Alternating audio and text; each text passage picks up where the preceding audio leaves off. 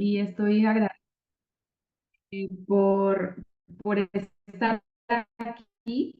Muchas gracias por la invitación nuevamente. Y pues bueno, vamos a empezar con esta ponencia, la cual lleva por nombre Herramientas para la toma de decisión en la gestión del recurso hídrico.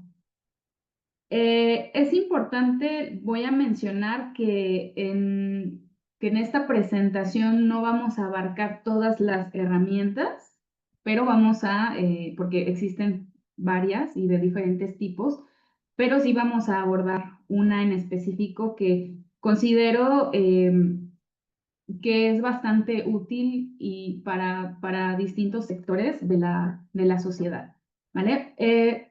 Quiero comenzar pues desglosando lo que vamos a ver como contenido. El primer punto que vamos a ver es el punto 1, que es agua como recurso natural renovable y como derecho fundamental, ¿verdad?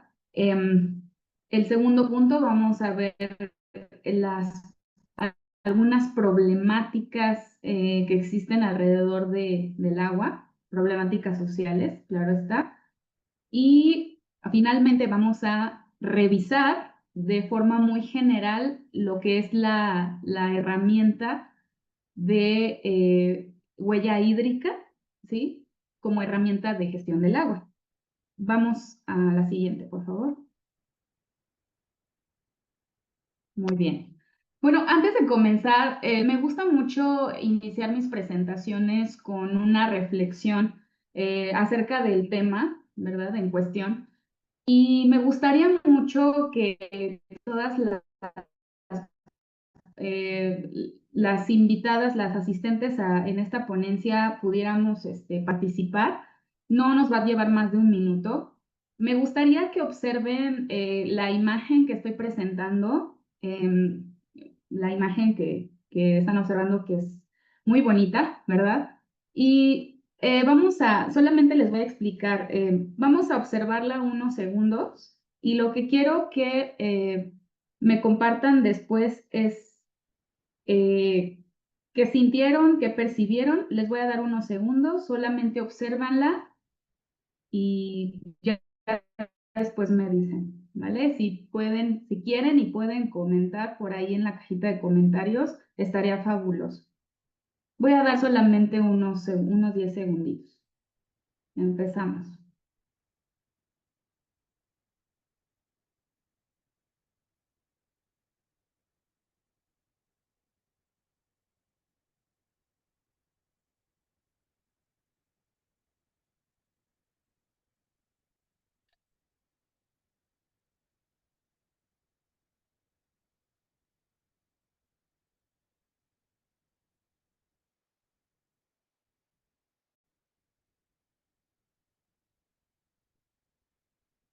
Muy bien. Bueno, ok, por aquí estoy, claro, ya estoy leyendo sus comentarios y justamente sí, pongo esta imagen porque justamente como podemos observar, esta imagen nos evoca paz, tranquilidad, belleza, eh, eh, eh, ganas de estar ahí, ¿verdad? Ganas de incluso de vivir ahí, quedarse ahí para siempre. Y justamente eso es lo que quería provocar en ustedes, que esa conexión, ¿verdad? Finalmente hablamos aquí en este momento, hablamos de tener esa conexión con la naturaleza que somos nosotros mismos, ¿sí? Porque nosotros somos naturaleza. Los seres humanos somos parte de, no somos agentes externos, no somos extraterrestres que estamos aquí de visitantes, somos parte de la naturaleza y, y tenemos que estar en esta conexión con ella, ¿sí? Es parte, el agua es parte de nosotros, nosotros estamos formados, estamos constituidos por agua, ¿verdad? La sangre, las células, y todo ser viviente en este planeta necesita del agua porque son agua, ¿no? Somos agua todos. Entonces, pues bueno, quería empezar esto con esta reflexión para que, y rescatar, ¿verdad?, la importancia de la conexión que tenemos, que ya existe en nosotros, pero a veces olvidamos, ¿sí? Por la forma en cómo hemos estado viviendo, por el sistema en el que estamos, pero no hay que olvidarnos, ¿verdad?, de esta conexión que ya existe ahí, solamente hay que volver a reconectar, ¿vale? Muy bien, vamos a la siguiente, que sería la primera, bueno, el primer tema que vamos a abordar como recurso, el agua como recurso renovable, ¿verdad? Es natural, es renovable y es un derecho fundamental. Vamos a la siguiente, por favor. Muy bien. Bueno, quiero comenzar únicamente para tener como las bases, ¿verdad? O sea, recordar lo que son las bases de cómo es el ciclo hidrológico del agua. Eh, Aquí está de forma muy general. No puse tantos esquemas porque no se trata de la ponencia de explicar el ciclo hidrológico, pero sí es importante conocer y recordar que dentro del ciclo hidrológico, ¿verdad? Tenemos varias etapas, sobre todo, bueno, que son aspectos importantes, como lo son bueno, parte de la infiltración, de la precipitación que cuando llueve, ¿verdad? Todo lo que se llega a infiltrar, pero también la evaporación, también la transpiración. Por aquí tenemos algunas descripciones muy puntuales de cada etapa, ¿verdad? Es importante recordar que cuando llueve, alguna parte se infiltra, ¿sí? Y alguna parte se evapora. La cantidad que se queda, por ejemplo, en las hojas de los árboles, en lo que es la vegetación, se transpira, se evapotranspira, ¿verdad? Y la parte que se infiltra, una parte va hacia la parte subterránea, ¿verdad? Y otra parte pues se queda, bueno, una parte se queda en la superficie y va como escorrentía hacia, bueno, ríos, lagos, etcétera, ¿sí? Entonces es importante. Aquí, por ejemplo, no pongo, tendrían que determinar, bueno, datos, modelos para generar datos, ¿verdad? Pero por sitio, porque no es lo mismo la misma agua que se va, por ejemplo, a infiltrar ni a evaporar en una zona que en otra. Y eso depende mucho de temperaturas y de otros factores, ¿vale? Entonces, aquí esto nada más es para poder recordar que pues este ciclo sí es renovable, o sea, es algo que está en movimiento, se está renovando constantemente. Sin embargo, el decir constantemente no es en un tiempo corto. Como aquí dice, el ciclo tarda aproximadamente 10 años en hacerse completo, ¿sí? Así, completamente. Entonces, imagínense que si son 10 años, bueno, realmente, pues estamos hablando de un tiempo, de toda una generación, ¿saben? Entonces, vamos a la siguiente porque esto es muy importante que nos quedemos con esta información. La siguiente. Muy bien. Existe un artículo, en un pacto, bueno, en el Pacto Internacional de Derechos Económicos, Sociales y Culturales, donde estipulan que el derecho internacional de los derechos humanos obliga a todos los estados, ¿verdad?, todos los países, a trabajar para lograr el acceso universal al agua y al saneamiento de esta, ¿sí? Porque entendamos que el agua como tal, o sea, cuando hablamos de agua, pues, ¿qué pensamos? Si nos vamos nuevamente a la imagen, pues es en agua dulce, agua, pues, natural, mineral, ¿verdad? O sea, que tiene todos sus minerales. Eh, Y cuando habla de saneamiento, bueno, es muchas veces el agua, en el caso de la imagen que vimos un cuerpo superficial, ¿sí? Es un lago, seguramente, por lo que pude notar. Eh, pero también existe, puede extraer de un pozo y muchas veces esta, pues bueno, sabemos que viene con ciertos metales, muchas veces pesados y que no son, y que en ciertas concentraciones pueden ser, digamos que tóxicos para la, para el cuerpo humano, ¿verdad? Y para, pues, los animales también. Entonces, cuando hablamos de saneamiento, bueno, es justamente ese agua que se tiene que dar un tratamiento para que entonces esté potable, ¿verdad? Entonces, aquí hay algo que quiero recalcar que dice, este artículo dice, dando prioridad a los más necesitados. Pero esto es un poquito, a mí me suena, no sé ustedes, me parece que es un poco subjetivo, porque en la sociedad, pues no todos, si bien todos somos humanos y eso nos da pues la etiqueta de que somos iguales, pero tenemos culturas y cosmovisiones distintas de la vida y muchas veces también del agua. Entonces, em, cuando dice a los más necesitados, pues es un tanto subjetivo porque ¿cuál es el parámetro para definir qué es más necesitado respecto a qué? ¿Vale? Entonces, eso también como que váyanlo poniendo un poquito en su radar, que lo vamos recordando para que entonces nos empezamos a cuestionar. Vamos a la siguiente, por favor.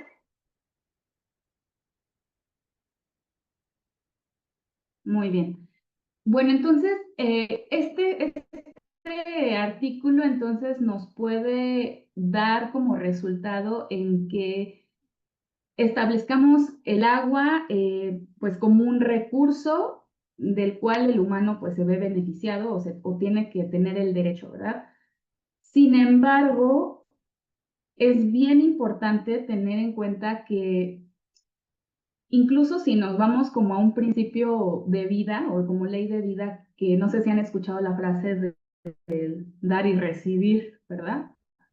Entonces, que incluso en algunas religiones y en algunas creencias filosóficas y metafísicas, incluso hay leyes, ¿no? Como de la correspondencia y todo esto.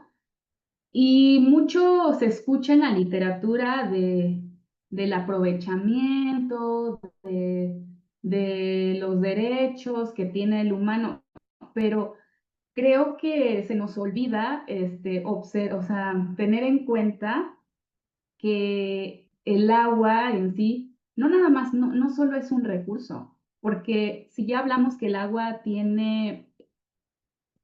provee vida, pues entonces podríamos decir que es un ente vivo, ¿sí? Entonces, suena tal vez un poco loco lo que voy a decir, pero considero que tenemos que tratar al agua pues como un ente más, como un ser más, que también si le estamos pidiendo o estamos quitándole, también le tenemos que dar, ¿sí? Y entonces ahí podemos hablar de conservación y preservación. Como lo vemos aquí en esta diapositiva, existen las actividades pues económicas, que es el aprovechar, ¿verdad? Que el humano y en sociedad está aprovechando constantemente eh, y también las actividades domésticas, esto es pues ya el ser humano con su familia o, ¿sí? Familia, tómenlo como ustedes quieran, porque puede ser el concepto que ustedes tengan de familia, ¿verdad? Pero vamos, actividades domésticas en general, pero también es muy importante el tema de la parte cultural, y ya ahí podríamos incluir la parte de conservación, ¿sí? Aquí lo que les mencionaba, esto para mí es como muy crítico porque creo que es lo que menos consideramos a la hora de hablar del agua, ¿verdad? Actividades que nos puedan, como la que acabamos de realizar en un inicio, que nos pudieran proveer al ser humano de una conexión o una reconexión con nuestra propia naturaleza y con el agua, ¿no? Que es un ente vivo. Entonces, es importante que podamos tener estas actividades para entonces hablar de, de conservación, ¿sí? Porque sí en la ley o en la literatura se habla de la preservación y la conservación, pero no, bueno, yo nunca he encontrado actividades específicas que nos digan, pues, ¿cómo podemos llegar hacia eso, no? Porque no todo es bajo una ley, sino si el ser humano no está inspirado a hacer algo, ¿verdad? O no está, normalmente por leyes sí funcionamos, pero no estamos inspirados. Entonces es mejor tener una motivación más allá de una regla para poder accionar hacia un plan de conservación, ¿sí? Vamos a la siguiente, por favor.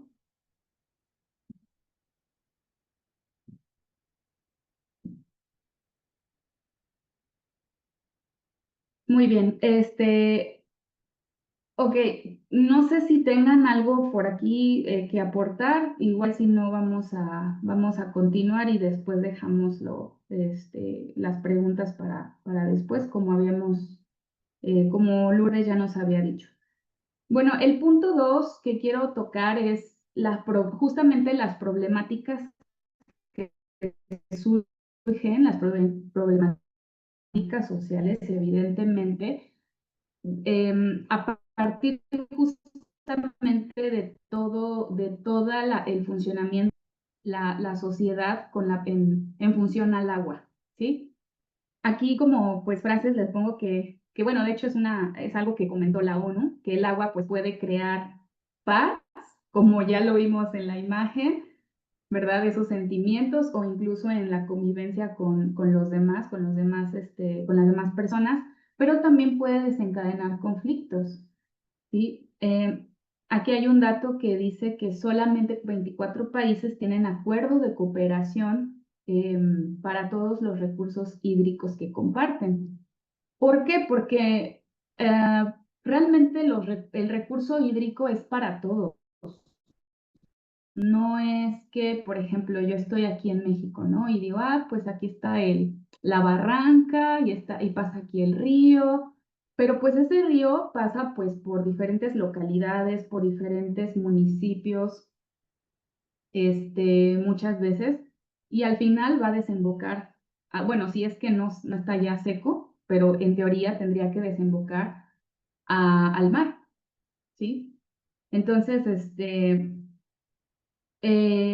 a lo que voy con esto es que el agua no es que sea mi recurso, mío, ¿no? O sea, es un poquito quitarnos esta parte como del egoísmo, de mí, o sea, del ser humano que somos así, ¿verdad? Por naturaleza, desafortunadamente.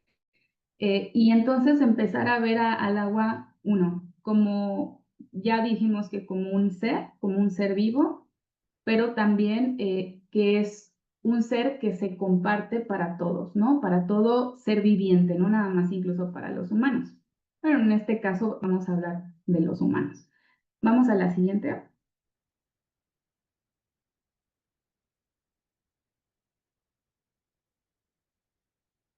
Bueno, aquí yo estoy estableciendo, dicho por la ONU también, algunos puntos de conflicto respecto, o sea, hablando socialmente hablando de lo que representa el agua, ¿verdad? Eh, yo pongo como punto, ¿verdad? Es preservar y conservar el recurso, ¿sí? Que no haya, pues digamos que, bueno, aquí entramos en muchas controversias porque de pronto cuando yo estaba estudiando incluso todavía más, más joven, llegué a escuchar que el agua se podía acabar, ¿no? O algo así, ¿no? O eran ideas pero no es que el agua se acabe, ya vimos que sí se renueva, aunque la renovación se hace, eh, pues se hace en muchos años, después de un ciclo muy largo, pero sí se renueva.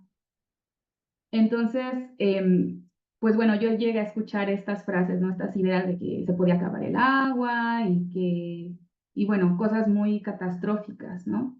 Pero el verdadero problema es justamente esto que yo estoy poniendo aquí, ¿no? O sea, todo esto eh, que son, pues al final forma parte del sistema en el que estamos, pero lo importante es que tú que estás aquí viendo esto puedas ser consciente y veas de qué forma puedes contribuir individualmente en esto, ¿no? Por ejemplo, la contaminación, ¿no? Cuando nosotros no, en casa no hacemos un buen uso o estamos utilizando en nuestro aseo personal o en nuestro día a día productos que tienen muchas sustancias tóxicas, ecotóxicas, por ejemplo, para peces, para fauna, ¿sabes? Entonces, ahí, por ejemplo, podría ser un punto. Eso es como individuo, pero también aquí entra la parte de las empresas, de las industrias que no están tratando sus aguas residuales, ¿sí? ¿Y dónde las están depositando? ¿Verdad? Quedan como estas incógnitas. Otro problema es la infraestructura y la distribución, que sabemos que existen poblaciones que no tienen acceso al agua, pero es justamente por eso, no es porque no haya, es porque no hay una correcta distribución y no, incluso no hay a veces infraestructura suficiente o eficiente que pueda llevarles ese agua. El sistema actual que tenemos de energía, ¿verdad? Con base en combustibles fósiles, cuando pues realmente aquí, o sea, se ha hecho estudios, hablando aquí, por ejemplo, de México. México tiene bastante territorio para poder poner fuentes de energía solar, ¿sí? Y bueno, cada país tiene sus situaciones muy puntuales. Yo estoy poniendo el tema, el ejemplo de México, pero el sistema energético requiere mucha agua, ¿sí? Para sus sistemas de enfriamiento, todo el tema, incluso industrias que requieren mucha agua, pues por ejemplo para enfriar, ¿no? Entonces, pero hablando del sistema energético, que pues imagínense, estamos todos conectados, ¿verdad? Una red eléctrica, pues bueno, se necesitan cantidades abismales de agua. El sistema alimentario, específicamente hablamos, me gusta mucho tocar el tema y lo digo con todo respeto de la parte de la carne, el producto de la industria de cárnicos.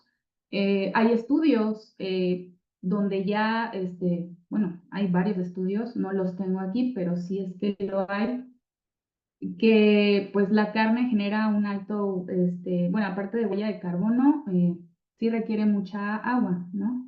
Por todo la cadena productiva que tiene.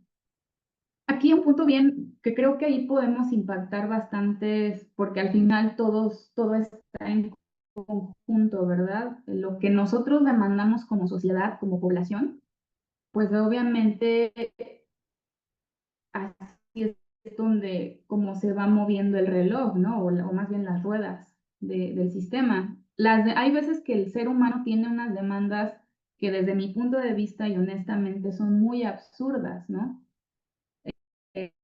Hay muchos productos que no son de primera necesidad y sin embargo, pues comprando, ¿no? Muchas veces por un solo individuo o por un solo grupo de personas, ¿sí? O de mercados, vamos a hablar de mercados. Entonces, estas demandas que a veces son absurdas, pues generan más consumo energético. ¿Por qué? Pues porque esas cosas usualmente están hechas de plásticos y el plástico está hecho, ¿qué? Pues de hidrocarburos, de petróleo.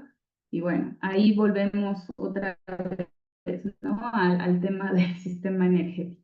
Y bueno, algo que también es importante y se menciona mucho, que es el cambio climático. Desde mi perspectiva, a veces considero que muchas personas pueden darle mucho peso o responsabilizar mucho al cambio climático. Pero al final eso es un resultado de todo esto que ya mencioné, ¿no? Del sistema de cómo estamos consumiendo, ¿sí? Finalmente es la forma en cómo estamos consumiendo que abona a la aceleración del cambio climático y además es que, bueno, algo que para mí es, creo que lo más importante es la distribución en este tema del agua, que no hay equidad, ¿no? No hay equidad y hay acaparamiento del recurso. Vamos a la siguiente.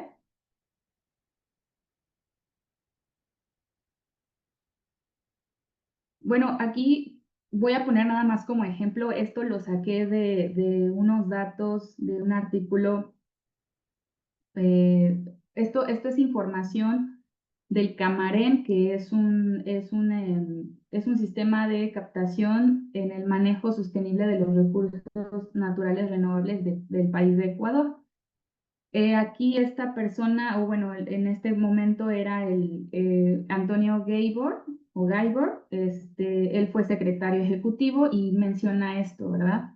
Justamente cuáles son esos problemas para ese momento en Ecuador, pues justamente concesiones no controladas del agua, ¿verdad? El acaparamiento, la concentración del agua en pocas manos o en pocas industrias.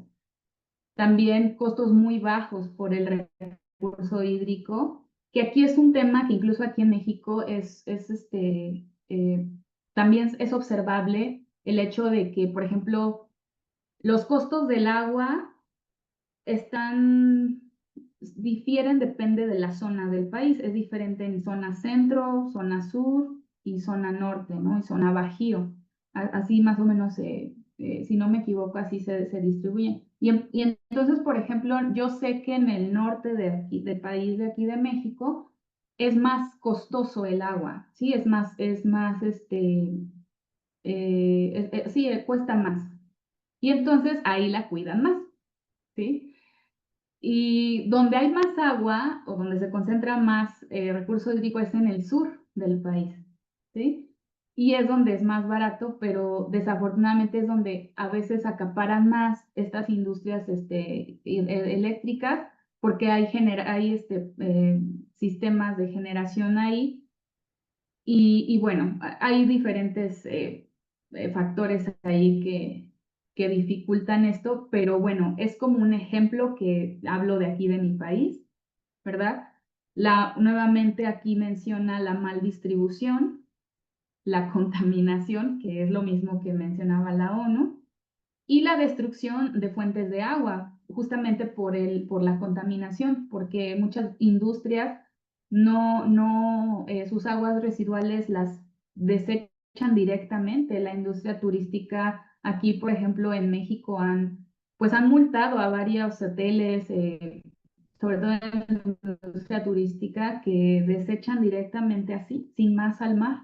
Entonces, imagínense, pues es increíble, ¿no?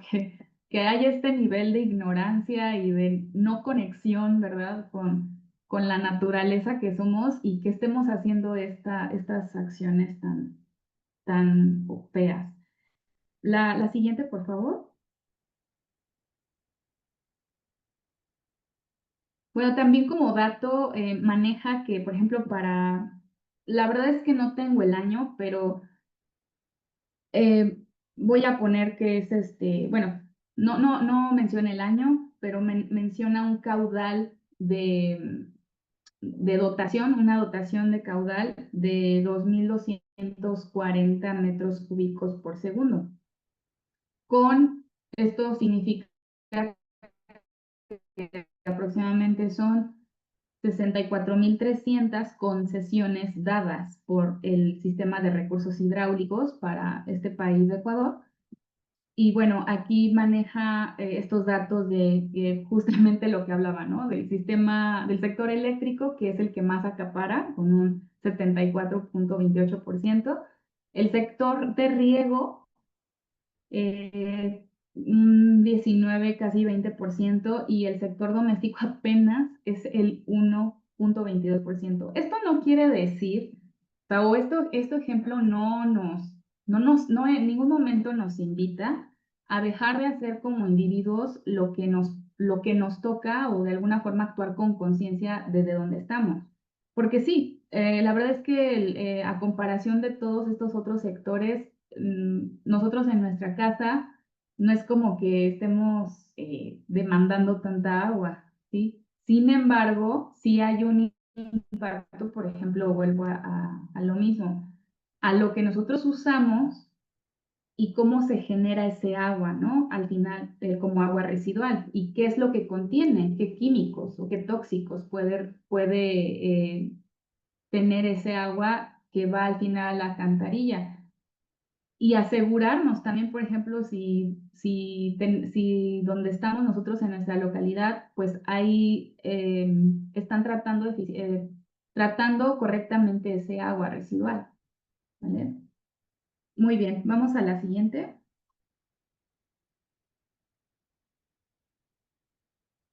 Y bueno, ya por último hacen una comparativa, ¿verdad? Bueno, aquí nada más otro dato es que la población indígena de ese país representa aproximadamente el 86% de la población, y solamente utilizan el 13%, ¿no? Del caudal dotado. O imagínense, ni siquiera, aquí es justamente para que podamos ver lo que acabamos de decir de la parte doméstica, y hacen una comparativa, ¿verdad? Donde los grandes consumidores, que representan solamente el 1% de la población, son los que más acaparan, son los que más utilizan el agua, hasta un 67%. Muy bien. La siguiente, por favor. Y ya por último, quería poner que aunque no es aquí en América, justamente para dar una referencia de otro continente y de otros países. Está el caso ahí, perdón, no, sí está bien. Es que ahí se quedó pegado del Nilo, ¿no? La presa del río Nilo, la cual el Nilo atraviesa varios países, entre ellos Etiopía, que es donde se construyó esta presa, y río abajo pues está países como Egipto, ¿verdad? Y entonces este río se comparte, ¿verdad? El agua se comparte en 11 países, hay una mala distribución, y pues que afecta evidentemente a decenas de millones de personas. Y bueno, aquí obviamente hacen referencia a que afecta pues las actividades productivas, pero pues también el simple hecho de poder tener acceso al agua para poder beber y para poder sobrevivir. Muy bien, la siguiente.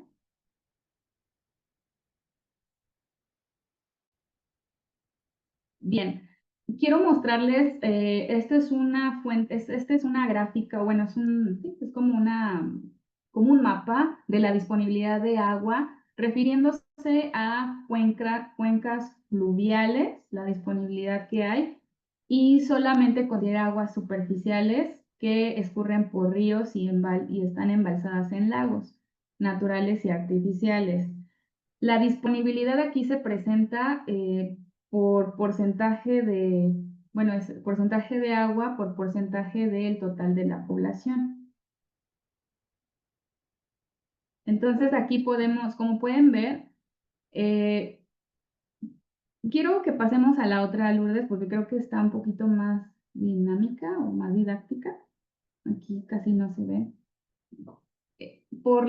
Es lo mismo, es la misma información, nada más que aquí comparan con los muñequitos, ¿verdad? Si ustedes pueden ver, por ejemplo, Asia, ¿no? Que la población es bastante, mucho más grande que la disponibilidad que tienen de agua, ¿no?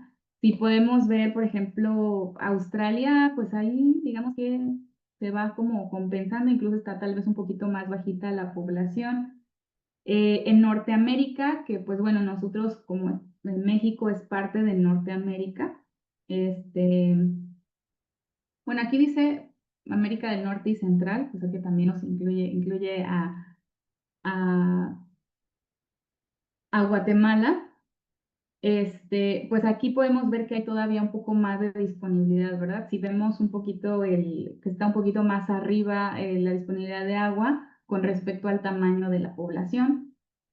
Y también esto pasa mucho más en América del Sur, ¿sí? Hay todavía incluso más agua, ¿no? Que aquí en esta parte del mundo.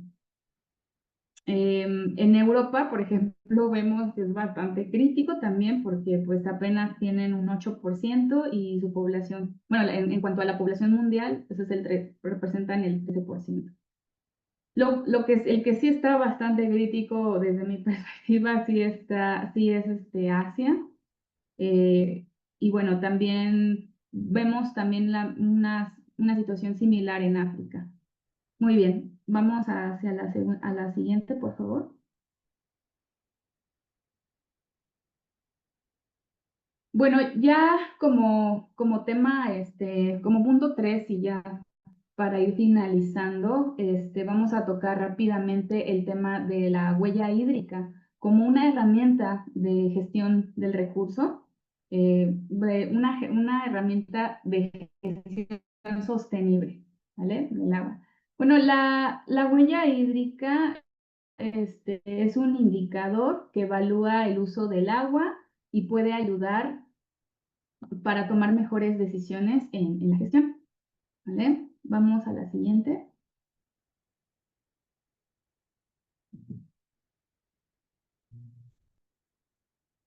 Muy bien. Bueno, quiero comentarles que esta información la tomé justamente de un investigador que se llama Perlo Cohen Manuel. Él es autor de un estudio que se llama Guerra por el agua en el Valle de México, porque ya se han presentado conflictos, ¿verdad? De los que hablábamos, por, pues yo le diría que una pelea literal, de a ver quién se queda con el agua, si Estado de México o Ciudad de México. En México, bueno, Ciudad de México pues es la capital, pero arribita, o sea, arribita como de esta forma, está el Estado de México, ¿sí? Entonces, el Estado de México también es en territorio es mucho más grande, pero la densidad poblacional de la Ciudad de México o sea, de hecho es donde hay más se concentra, ¿no? La población. Y es uno justamente de los problemas que tiene la Ciudad de México. La Ciudad de México es todo un caso de estudio porque está cimentada básicamente en lagos, ¿no?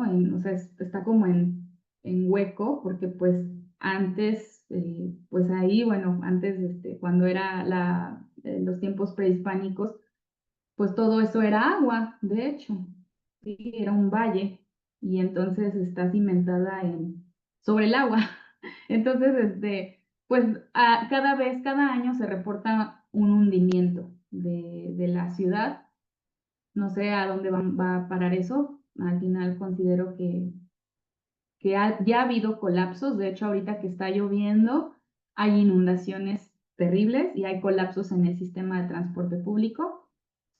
Y bueno, pero bueno, retomando a esta parte, justamente ha habido un conflicto y entonces él es el autor de esto y él, por ejemplo, es un investigador de la Universidad Autónoma de México, que es la UNAM, en investigaciones sociales y menciona que pues como para el tema de la gestión del agua, se necesitan estudios, ¿verdad? Pues de la disponibilidad que hay, o de cuánta agua hay, la calidad que tiene, ¿sí? Y hacer proyecciones de cuánto va a haber en 20, en 25, en 50 años, ¿no? Es un ejemplo. Incluso puede ser más, ¿no? Y poder saber también, poder predecir las características que esta agua va a tener, ¿sí? Entonces, sí existen modelos matemáticos que no los voy aquí a exponer, pero sí existen modelos matemáticos y existe un sistema que lo ha generado en el caso de México, que es Conagua, que es el sistema que administra todas las cuencas hidrológicas del país. Y bueno, él menciona que hay que conocer caudales disponibles y las calidades, ¿verdad? También hay que tener en cuenta la distribución, de cómo vamos a distribuir y la disposición y la calidad. Cuando hablo de disposición, se trata de las aguas residuales, ¿verdad? De que después del uso, ¿a dónde van a parar?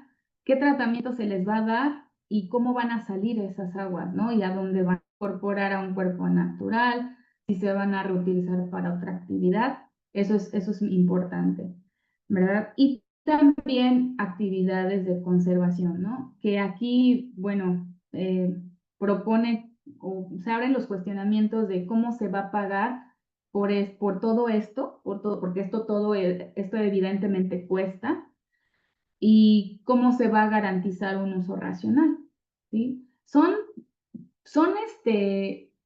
preguntas bastante complejas, sobre todo considero que más la última, porque ¿cómo podemos garantizar el uso racional del agua cuando pues o sea, en el caso, por ejemplo, de México, pues somos muchos millones de habitantes, ¿no? Y tan solo hablando de la Ciudad de México, ¿no? Donde se concentra bastante densidad de habitantes.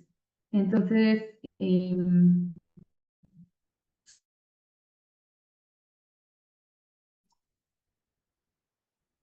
son preguntas que son importantes que se generen y que se propongan, que se hagan propuestas justamente para generar mejores políticas. La siguiente. Bueno, la huella hídrica es como ya lo mencioné en un inicio, es un indicador global, o sea, es decir, que puede utilizarse tanto en instituciones, de cualquier tipo, organizaciones, industrias, y es un indicador de la apropiación del agua dulce, ¿sí? O sea, es decir, de cuánto yo estoy tomando de agua para mis actividades. La siguiente. Los elementos que componen el agua dulce se expresan en función bueno, sí, se expresan dependiendo de cuál sea la fuente, ¿no? Son en realidad tres. La primera es la huella verde, la huella azul y la huella gris. La huella verde básicamente se refiere al agua de lluvia, el agua que yo puedo utilizar de la lluvia para producir o para hacer mi actividad, ¿sí? Normalmente bueno, es útil más bien para productos, por ejemplo, agrícolas, y es útil para identificar y gestionar riesgos asociados al cambio climático, ¿sí? La huella azul se refiere al uso, o bueno, en este caso sería, sí, al consumo, y al consumo justamente de agua superficial. O sea, si yo directamente en mi actividad estoy directamente tomando agua pues de algún río, ¿sí? Pero también incluye agua subterránea, ¿sí? Esto aquí, por ejemplo, perdón, hace referencia a cuánto de esta agua yo extraigo de ahí, pero también cuánto puedo devolver una vez que ya la he usado, ¿no? O sea, y se puede utilizar para productos agrícolas que se asocian con la necesidad de regadío de cultivos. ¿Sí? Y la huella gris, por último, se refiere a cuánto del agua que yo estoy generando después de haberla tratado, porque habría que tratarla, ¿sí? ¿Con qué calidad? O sea, después del tratamiento que yo ya le di en mi planta de tratamiento, con qué calidad salió y dónde la estoy depositando, ¿sí? Porque, por ejemplo, aquí en México hay normas oficiales, se le llaman normas oficiales mexicanas, y por ejemplo, perdón, en este momento se me olvidó qué número es, pero hay una norma donde establece eh, los parámetros máximos de calidad, después de los parámetros máximos que me exige la ley para que yo pueda tirar mi agua residual tratada, ya tratada, en un cuerpo de agua, ¿sí? No recuerdo si es la 1 o la 2. Una disculpa ahí, no recuerdo el dato. Pero, por ejemplo, justamente se refiere a eso, ¿no? O sea, de esa agua que yo ya traté, si la voy a disponer o la voy a tirar, ¿no? Digo, es entre comillas, tirar a un cuerpo de agua, ¿con qué calidad yo la estoy disponiendo? Vamos a la siguiente.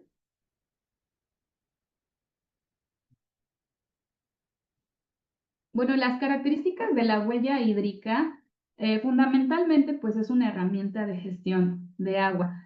Y no únicamente es para las empresas o las industrias. O sea, como dije, las puede utilizar otro tipo de organizaciones, ¿no? No necesariamente tienes que transformar, o sea, hacer una industria de transformación, ¿sí? Básicamente representa, como dije al principio, es el volumen del agua que se consume en la organización o en la empresa. La otra característica es que que se usa una metodología de cálculo donde se hace pues una recogida de datos. Ahorita vamos a verlo en qué se basa o cómo se puede hacer esto. Pero es importante considerar, porque eso sí es muy importante, que no es atemporal esta medición, ¿no? Sí se necesita tener un tiempo concreto y un lugar específico, un lugar geográfico específico para poder hacer la medición y para que realmente el dato que nosotros vayamos a generar sea pues preciso, ¿sí? Entonces, tiene, como ya lo dije, tiene una dimensión temporal y espacial. También es que una de las características de la huella es que pues, nos cuantifica justamente los impactos en términos de salud humana, de calidad de ecosistemas y de agotamiento del recurso. Bien, vamos a la siguiente.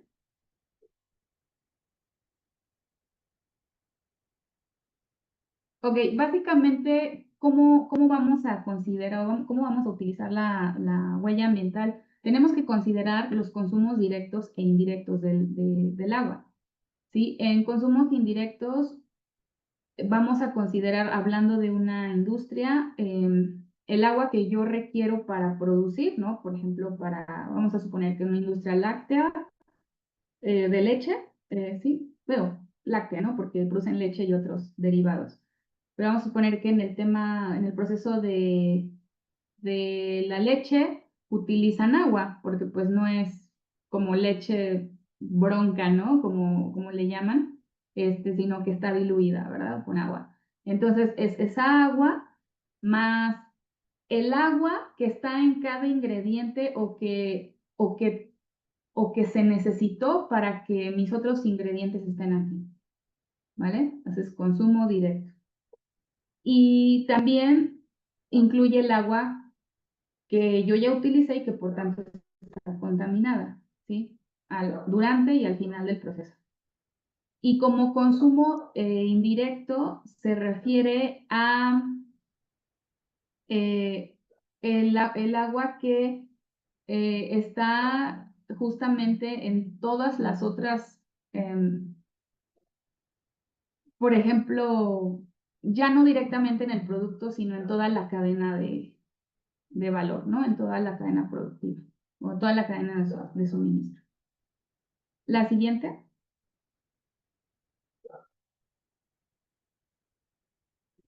Bueno, cómo entonces se utiliza la huella o cómo es la metodología? Aquí les estoy poniendo un ejemplo de la metodología que es de las normas ISO, ISO 14046, disculpen. Y básicamente, no sé si han escuchado acerca del ciclo de vida, pero básicamente es el mismo principio, pero bueno, se estipula con el agua, ¿no? El ciclo de vida es desde que yo extraigo, ¿verdad? Mis materias desde la naturaleza y paso por toda la logística que tengo que pasar, la producción, la distribución, el uso y la disposición, ¿sí? Y bueno, aquí también podemos incluir si hay la etapa de recuperación y reciclaje, ¿sí? Y así sería el ciclo, ¿verdad? Entonces, eh, eso es desde un enfoque de ciclo de vida. Entonces, para poder hacer, bueno, implementar la metodología, primero hay que conocer o hay que establecer justamente un objetivo y un alcance de medición, ¿sí? Aquí en este caso es determinar las fronteras del análisis geográfico y temporal, ¿sí? El paso número 2 sería contabilizar como tal la huella hídrica, que sería en este caso, pues las tres, que sería la verde, la azul y la gris, ¿sí? De todos los procesos, de todos los materiales, tanto materias primas como energéticas, y también las aguas residuales, claro está. Luego se va a llevar a cabo una evaluación, perdonen, en esta etapa es cómo se va a llevar a cabo. Bueno, se tiene que hacer un inventario, ¿sí? Que esta es una parte muy robusta, es muy tardada y muchas veces, bueno, claro que tiene tiene un cierto grado de incertidumbre, sí, de hecho sí lo tiene, porque aquí dependemos mucho de la calidad de los datos, ¿sí? Eh, de quién los recoge y de las fuentes. Entonces, aquí sí hay que llevar a cabo un análisis, bueno, más bien sí, un análisis bastante amplio y esta parte es la más, de hecho, robusta y más difícil y probablemente más tediosa de este procedimiento por justamente por todas estas variables que tenemos. En la tercera es la evaluación del impacto. Una vez que ya tenemos los datos recogidos, se tienen que pasar a través, bueno, aquí puede ser normalmente a través de un programa, de un software, uso de la tecnología, para poder evaluar estos impactos. ¿Sí? Se puede evaluar únicamente desde la cuestión ambiental, pero también se puede evaluar desde desde un aspecto, desde un enfoque más bien socioeconómico, ¿sí? Y al final, pues bueno, hay que hacer una interpretación de todos los resultados. Esto pues, la interpretación también está sujeta obviamente a quién lo hace, ¿verdad? A quién interpreta y con base en el contexto en el que lo esté evaluando, ¿sí? Entonces aquí, o sea, esas serían las variables en este punto, pero sí es necesario hacerlo para justamente generar, identificar áreas de mejora y poder hacer propuestas. Muy bien, en la siguiente creo que ya terminamos, sí.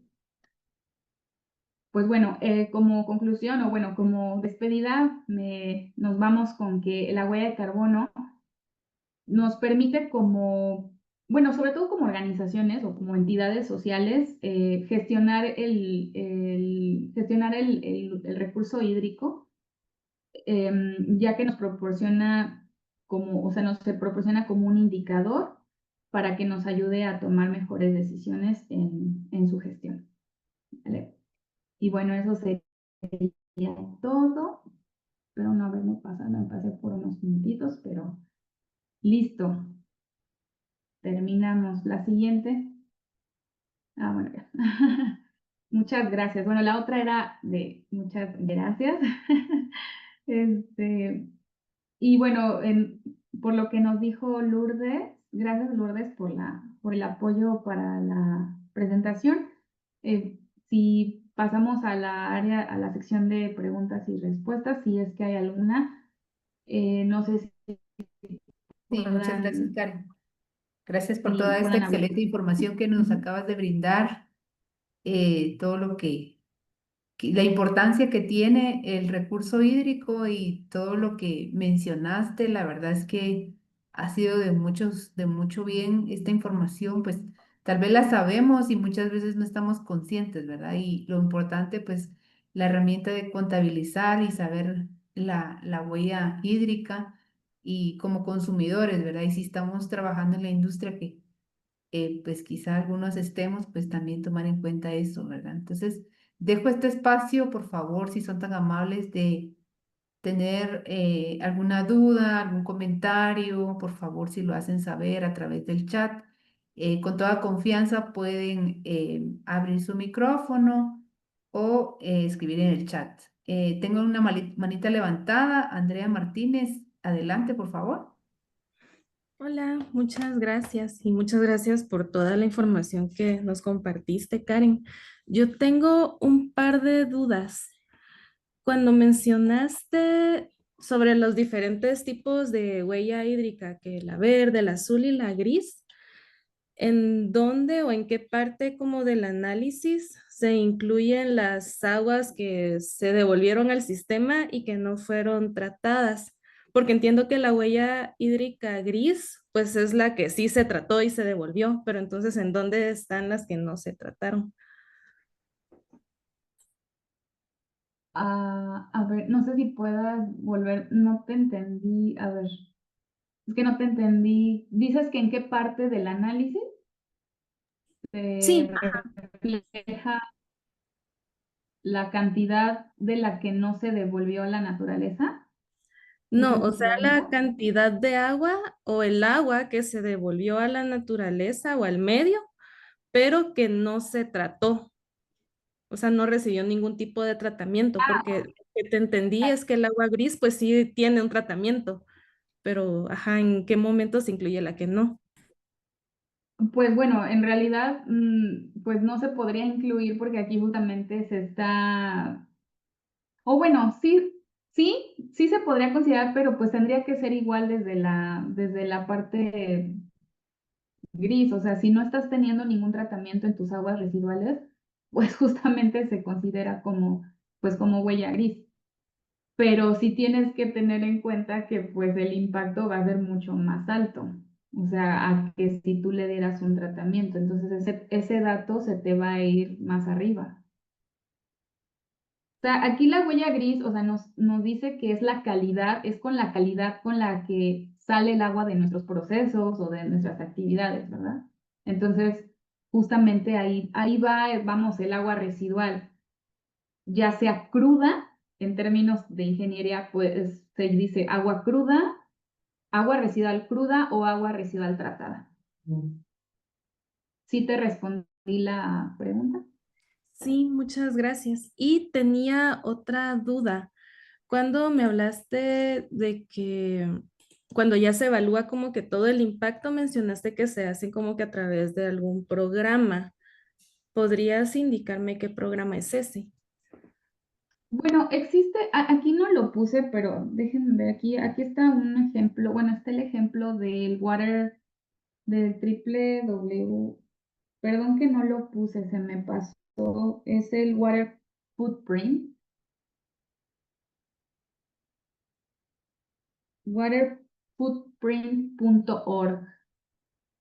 Pero miren, existe, o sea, para el software que realmente nos puede ayudar, en este software quiero mencionar que se pueden generar diferentes indicadores, que es el más aceptado, digamos, comercialmente aceptado a nivel mundial, sobre todo en Europa, es el CIMA Pro. Eh, CIMAPRO es una empresa, o sí, es la empresa, perdón, es el software de una empresa que se llama, no recuerdo ahorita el nombre, pero es una empresa de Países Bajos. Este software, déjenme rápidamente explicarles porque sí es importante por si lo quieren comprar en sus empresas. Digo, sería muy bueno que hicieran la inversión porque sí es costoso, está alrededor de no sé si 5,000, 7,000 dólares, ¿no? Más o menos por ahí, ¿no? Dependiendo del proveedor. Pero, o sea, además de eso es importante que haya un analista, ¿verdad? Y que le sepa eso. Eh, por ejemplo, hago eso.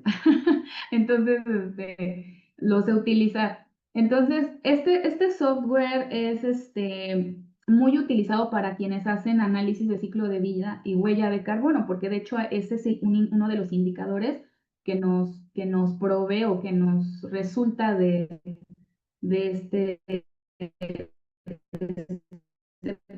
programa, ¿no? Bueno, este software. Y también podemos generar lo que es la huella hídrica.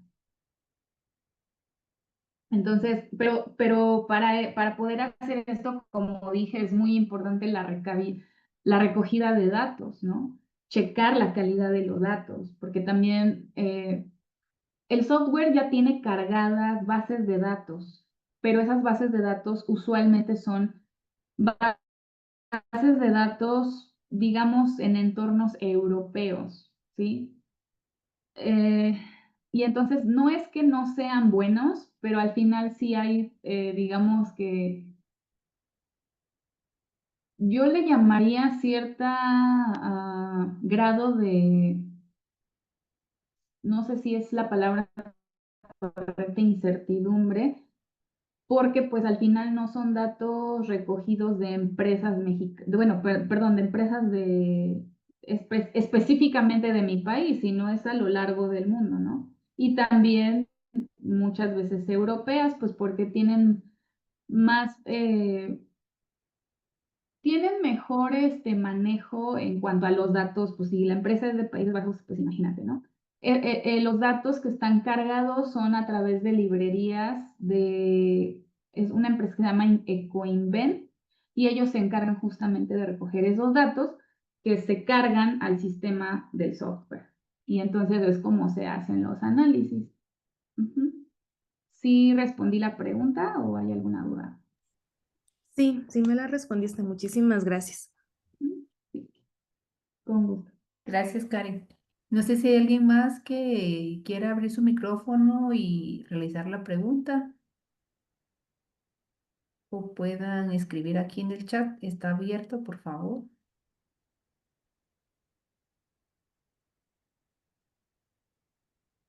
Muchas gracias. Bueno, si no tenemos más preguntas, nada más me queda agradecerles y agradecerle a Karen. Eh, Tenemos acá un diploma para ti, Karen. Ay, muchas gracias. Gracias, gracias.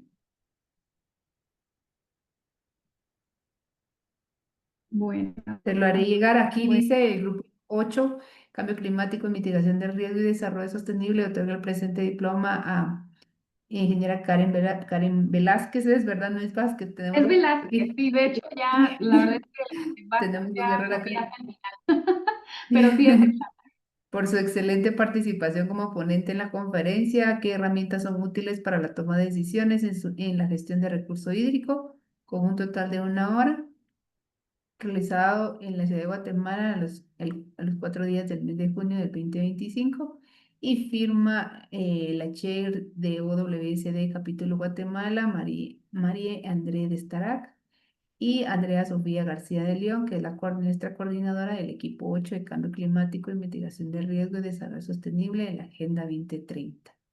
Entonces, Karen, vamos a corregir en tu apellido y te lo haremos llegar sí, gracias. ya corregido.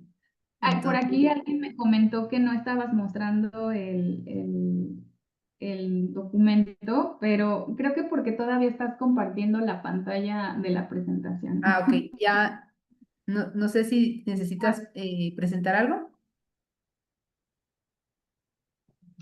No, o sea, tú que no, o sea, que no estabas tú mostrando el reconocimiento. Ah, perdón, Era eso. Pero digo, no pasa perdón, nada. perdón. No pasa nada. Bueno, Es que entonces, yo no lo vi. No lo vi porque no se estaba proyectando. perdón, Pero no lo no, había proyectado. Aquí tengo ya, pero tenemos un pequeño error con tu apellido, pero lo vamos a arreglar y luego pues te lo haremos llegar. no te preocupes. Entonces, no Sí, sé si hay muchas alguien más gracias. que quiera comentar algo. Gracias a todos.